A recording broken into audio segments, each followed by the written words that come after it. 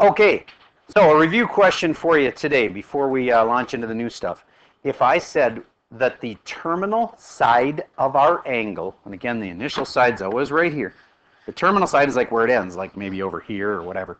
Our terminal side of our angle contains the point 2, -3.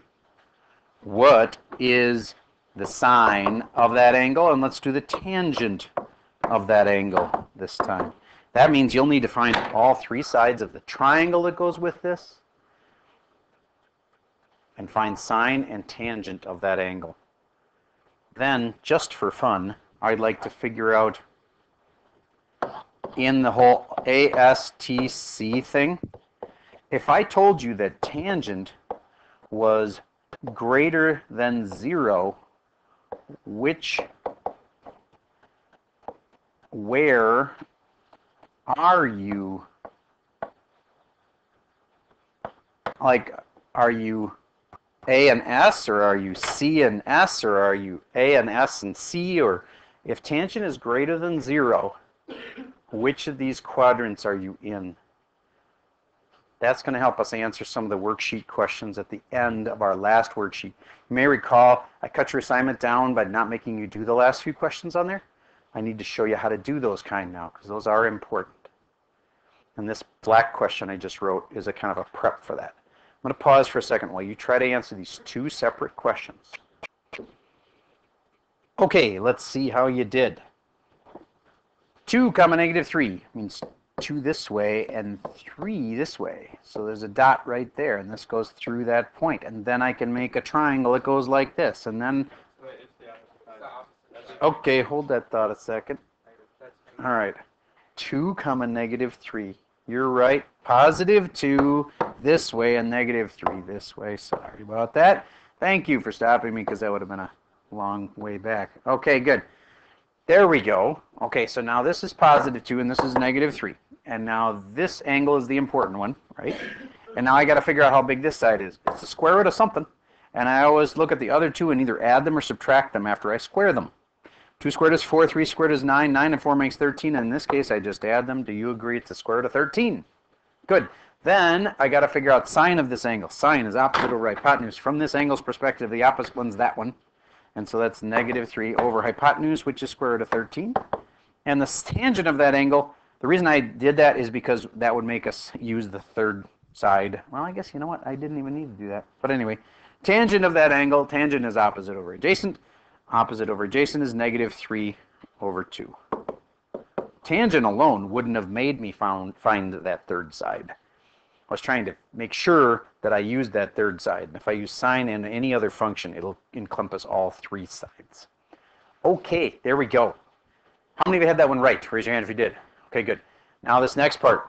In ASTC, all of them are positive right here. So if tangent's positive, isn't it possible that tangent could be in there? Yeah, all of them are positive there. Where else is tangent positive? In the T one. Those are the only two quadrants where we could be. If its tangent is positive, it can't be here, and it can't be here. Now we know we're in one of those two quadrants, and so it narrows down our answers. Do you get you could find a tangent in all four quadrants? But the tangent would only be positive where all of them are positive and where it's the T, you know, for tangent being positive. All right. So let's now look at the last part of that worksheet that I gave you the other day. So everybody take out your homework that was due today, and I'm going to have you add on those questions at the end, and then we will grade it tomorrow. So let's do some of the questions at the end together right now to make sure you get that. So I'm going to pause for a second while we pull up yesterday's worksheet, last few questions on it. Okay, so here we go. We're on the bottom of worksheet 4.3.2. And it says find sine and tangent. Okay, so let's wait for later on that. So don't even think about that yet. If cosine is 2/3, we've done ones like that. You know, if cosine's 2/3, I could start drawing a triangle, but here's the thing. You don't know where to draw the triangle. Now that you're all grown up, you don't draw all your triangles right in there. Sometimes you draw the triangles here, sometimes they're here, and sometimes they're there. It really depends. This next thing tells you a lot. Cotangent is bigger than 0. Okay, So cotangent's bigger than 0. If you're just talking about greater than 0, then tangent and cotangent are going to be the same that way, because all they are is a flip of each other, right? Okay, so if cotangent is bigger than 0, that means cotangent is positive. So you just go back to the ones that you already know. All students take calc, right? And tangent is also positive if cotangent is positive. Do you get if something's positive and you flip it over, it's still going to be positive? Okay, so we now know that really we should use tangent is positive. Now we should draw a little picture that has, where is tangent positive? That's the thing we just talked about. It could be here in the all category, or in here in the T category. So I'm going to draw one triangle here, and I'm going to draw one triangle there, because those are the only two places where we could get an answer, because it says tangent is positive. Yes, sir? Nope. It says the cotangent is positive. If you flip it, I know you're thinking you flip it, and if you have a fraction, you flip it over and it was positive in the first place, it's still positive, right? Okay, so tangent is positive, so now we're here or we're here. And I'm glad you feel free to ask that, though, because otherwise you'd just been confused for the next 5 minutes. So glad you asked. Cosine is 2/3. So now I know where to put the 2 and the 3. See, if cosine of this angle and this angle, my two angles, cosine is 2/3. Cosine is adjacent over hypotenuse. The adjacent side is 2. The hypotenuse side is 3. There we go. Now, you tell me, in this triangle, could I have a cosine that is a positive 2 for an adjacent side and a hypotenuse of 3? Get why that doesn't work? So this is kind of like little clues to a puzzle, and we narrowed it down to, it could be these two places, but now I'm looking at this other one and saying, this would have to be -2. You know what I mean? To be over there on the left side, that has to be a -2. And the hypotenuse can never be negative. So that narrows it down to, it can't be down here, because that wouldn't work. You couldn't have a cosine of 2/3. Do you get how it has to have these two requirements? You're supposed to find sine and tangent, but only if this and that. Okay, so when it says tangent is positive, it narrowed it down to these two. And once it says that cosine's got to be positive 2/3, it couldn't be in this quadrant. There's no way to make cosine of that angle, which is adjacent over hypotenuse, to be positive 2/3 down there. I'm just making sure I'm not making a mistake here. Nope. So that means, okay, here's another way you could have thought about this too. If cosine of theta is positive 2/3, just think about it this way. Isn't that kind of like, even though it says cosine is 2/3, isn't it really saying that cosine is positive also? So basically it's saying tangent's positive and so is cosine. Which quadrant do you have to be in for both tangent to be positive and cosine to be positive? Only here, where all of them are positive. Okay, all of that work just to figure out what triangle I should draw. Now I've got the triangle drawn. Now I need that third side. This is the square root of, and again I give you a shortcut for that, and you square them, and it's 9 and 4. And do I subtract them or add them? Subtract them. 9 minus 4 would be 5, so it's square root of 5.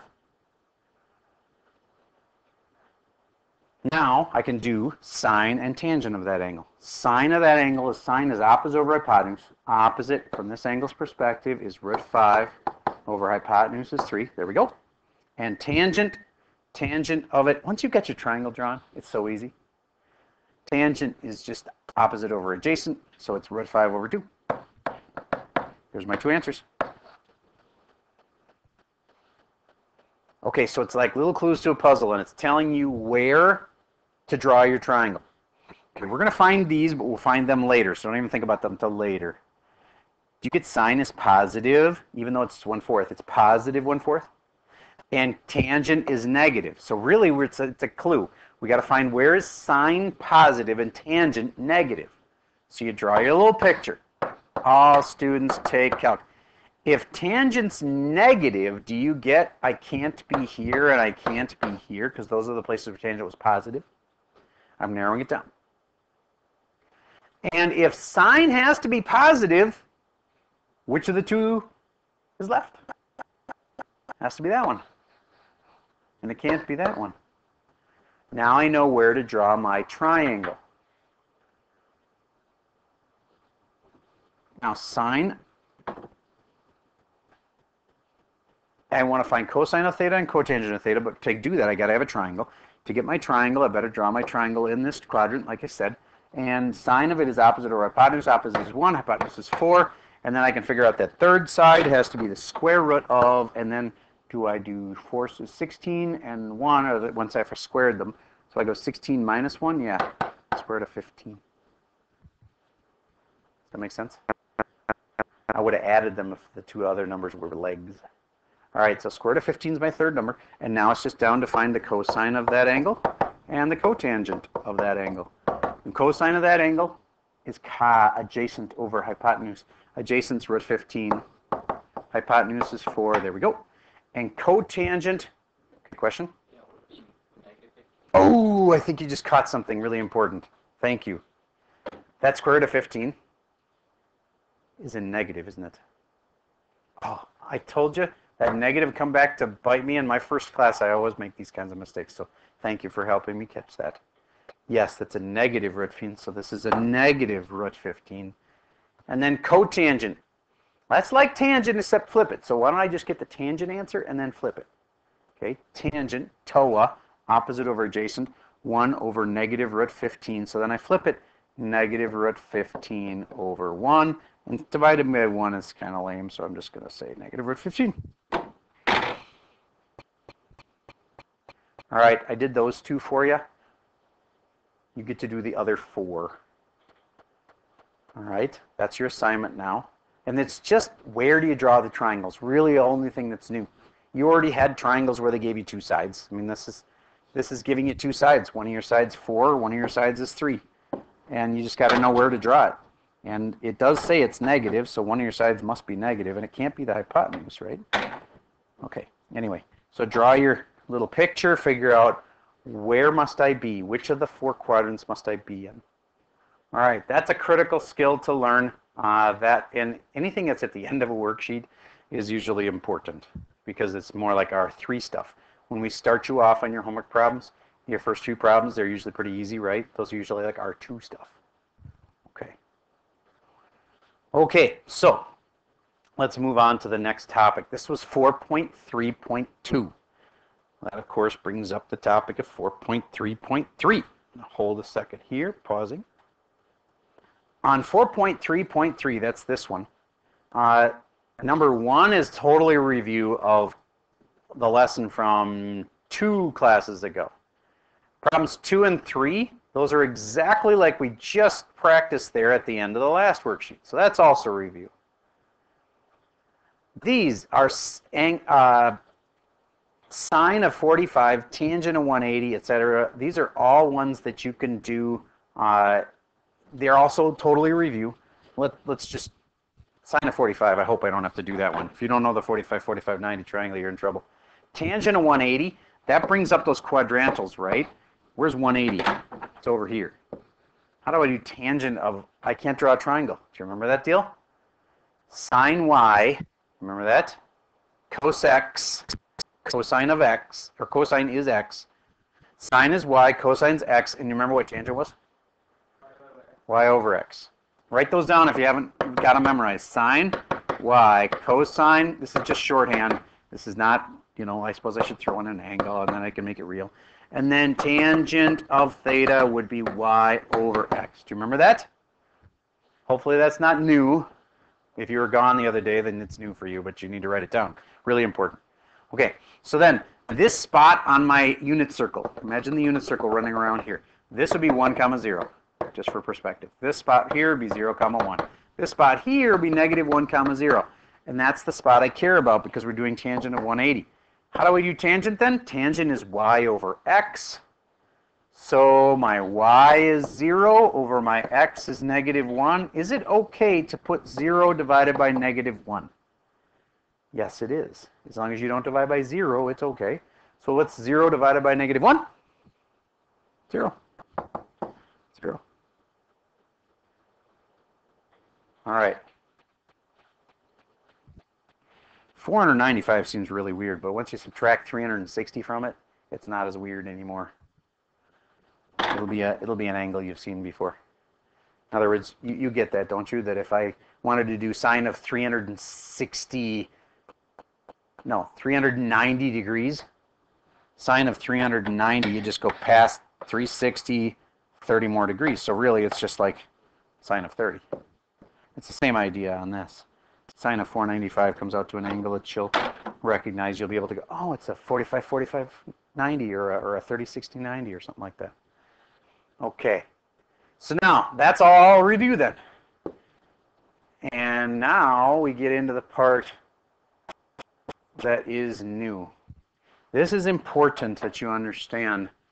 The directions are always important, but on these problems in particular, it gives you a huge clue.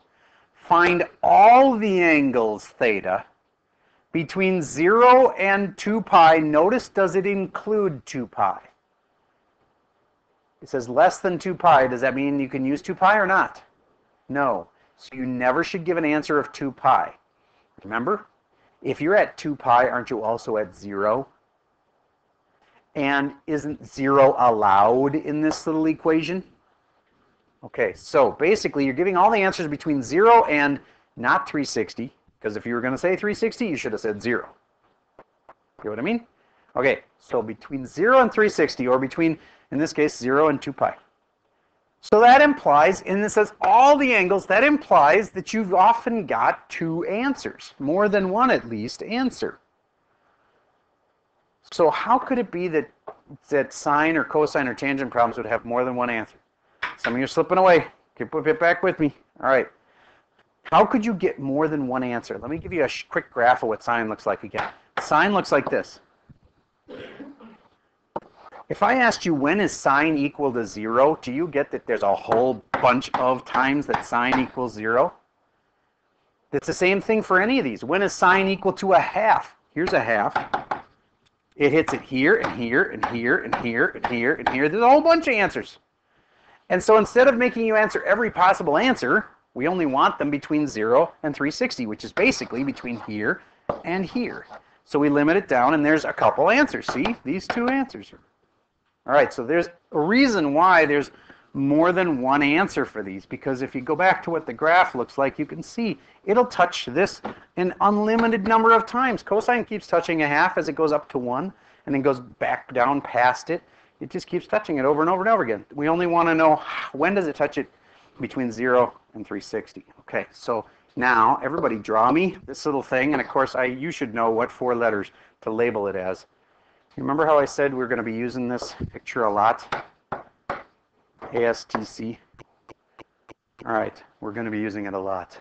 And you need a picture for every single one of these.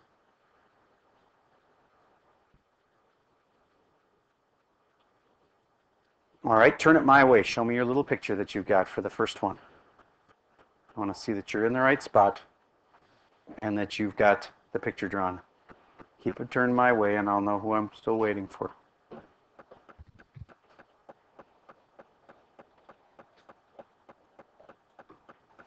Thank you. Thank you. All right, I'm going to come back and check on you in a second.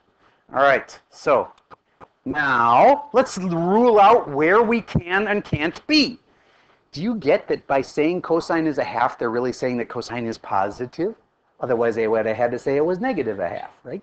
So if cosine's positive, I must be either in here or in here, and I can't be there and there. Do you get why there's going to be 2 answers then? One of them's going to be in the A, and one of them is going to be in the C. That's the first quadrant and the fourth quadrant if you want to be more professional about it. Because ASTC is just a little way we use in Minnetonka to remember where things are positive. This is not a math thing. But if I say quadrant 1 and quadrant 4, this is quadrant 1, this one's quadrant 4, you number them like this, 1, 2, 3, 4. In quadrants 1 and 4, we must have answers. Okay, so now I got to draw my little pictures. So I'm going to draw myself a triangle here. Don't be too concerned with how long the legs are and stuff. Don't be stressed about that. I got to have a triangle here and a triangle there. Okay. Now cosine is ka, adjacent over hypotenuse. Adjacent side is, this side is 1, and the hypotenuse is 2. And that must make this the square root of 3, right? Now do you know that we're in the 30, 60, 90 triangle? Then the only hard part is, am I, with that little angle, am I in the 30 or the 60 spot? That's the 60 spot. So that's 60 degrees. Now, notice the directions use radians. So you better not say 60 degrees. If the directions are in radians, your answer needs to be in radians. Okay, so if it's 60 degrees, that's the same as pi over 3. Pi over 3 is one of my answers. Okay, down here, cosine adjacent 1 over hypotenuse 2, and that must be the square root of 3. But notice it's negative square root of 3. It really won't matter much in this problem, but now again, it's 60 degrees again.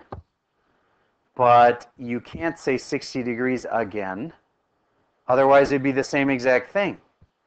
This angle to right here is not 60. It's all the way around 2 here. So it's 360 minus 60, which would make it 300. But again, I have to put it in radians. So another way to think of it is, this would be, these were in pi over 3s, right? 1 pi over 3 would be here. 2 pi over 3 would be here. 3 pi over 3 would be here. 4 pi over 3 would be here. That's 5 pi over 3. There we go.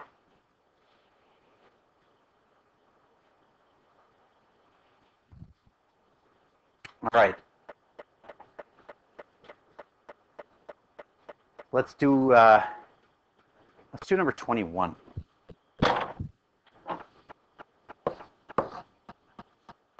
ASTC 21. ASTC, and then figure out, okay, tangent's negative. Where do I have to be? Tangent's negative. Can't be here, can't be here. I kind of like doing the cross out where you can't be thing.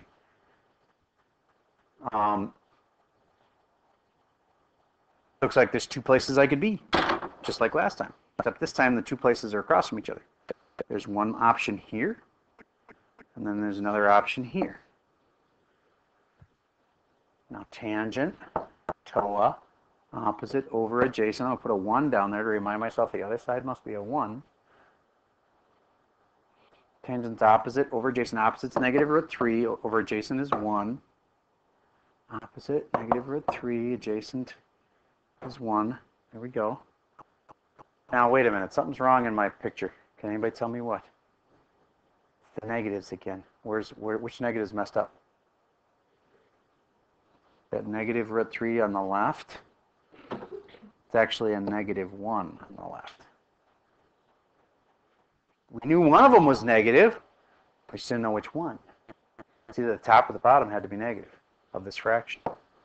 Okay, so I'm almost done now. Once again, it's a 1, 2 square root of 3 deal. This must be the 2. And then, if I'm across from the square root of 3, it must be a 60, and kids write down 60 and they get it wrong, because that's not where 60 is. This red angle right here is not a 60-degree angle. This is to here. So if you know this part's 60, that's the reference angle. You got to go backwards and figure out, well, what's the real angle then? If that's 60, the real angle must have been 120. And if we're doing them in terms of radians, 60 is like pi over 3, and 120 is like 2 of those, so 2 pi over 3. The other angle is this black one here, right here. And again, you might know that that's 60, but you can't, by the way, you can't say negative 60. You know why? Because in the directions, it only allowed for between 0 and 2 pi. It didn't allow negatives. Otherwise, that'd be really sweet, wouldn't it? You can just say negative 60. But you have to go all the way around to here, which is almost all the way around the circle. Think of it that way. That's the way I think of it. Instead of thinking, okay, well, it's 360 minus the 60. If you want to think of it in terms of radians, it'd be 2 pi minus 60 degrees is pi over 3. So instead of 6 pi over 3, this one's 5 pi over 3. Or you can count it up from pi over 3s. Say 1 pi over 3 would be like here, 2 pi over 3, 3 pi over 3, 4 pi over 3, 5 pi over 3. Part of the reason mine is so messy is I'm trying to explain it to you and I'm trying to give you lots of detail. But you, of course, need to show some work on your problems like this. If you didn't have any triangles drawn, I would not have given you the credit on the test. It's too easy to copy, you know, look at it, get a kid's paper and see the answer's 5 pi over 3 and he's smart, so I'm going to take that answer. I'm not going to give you credit unless you can back it up with a triangle that goes with it. Obviously, you shouldn't be cheating in the first place, but the point is that one of the reasons we require so much work is that it helps us to prevent kids from just copying answers. It's a lot harder to copy some person's diagram than it is to just see what the answer is. Okay, so that's everything that you need to know for today, which is a shorter than usual lesson. I'm going to go down to one of the weirder ones. How about 0? If tangent is 0, can I still put that over 1? Is 0 over 1 still equal to 0? Yeah, so it's, but let's do 0. What the heck? Tangent is 0? How do I even start? Well, how about this? If tangent is 0, then I'm not at it's not positive, is it? If it's not positive and it's not negative, where in the heck could I be? One of those quadrantals. Like pi over 2. I can guarantee you the answer is either pi over 2 pi or 3 pi over 2 or 0. Notice I did not use 2 pi because we're not allowed to in the directions. So, all right, so now, where is tangent 0? This spot right here is 1 comma 0. This spot right here is 0 comma 1. Which of those spots is y over x equal to, remember tangent is y over x, 0 over 1, it's this spot right there. And so the answer must be pi over 2. But this is a tricky one. You better consider all 4 spots.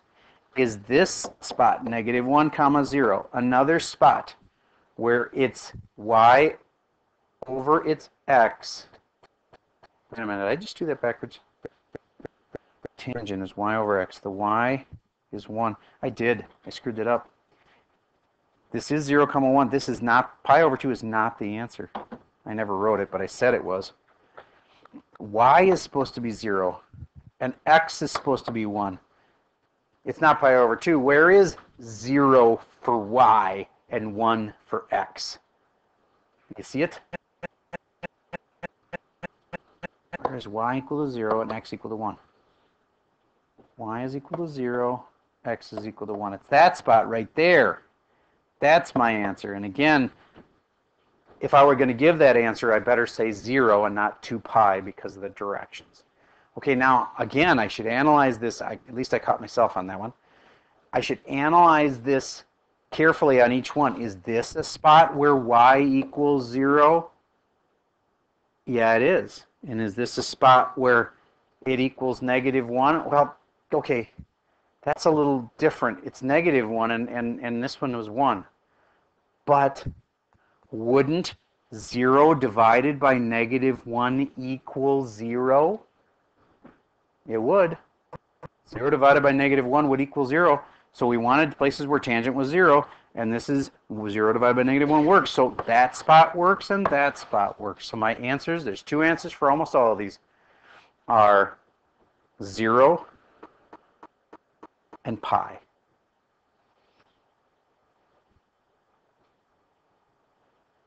This one was 2 pi over 3 and pi over 3. This one's pi over 3 and 5 pi over 3. Okay. And you get to do the rest of them. So I've done some of your homework for you there, and the rest of the time is work time. I know this wasn't super simple.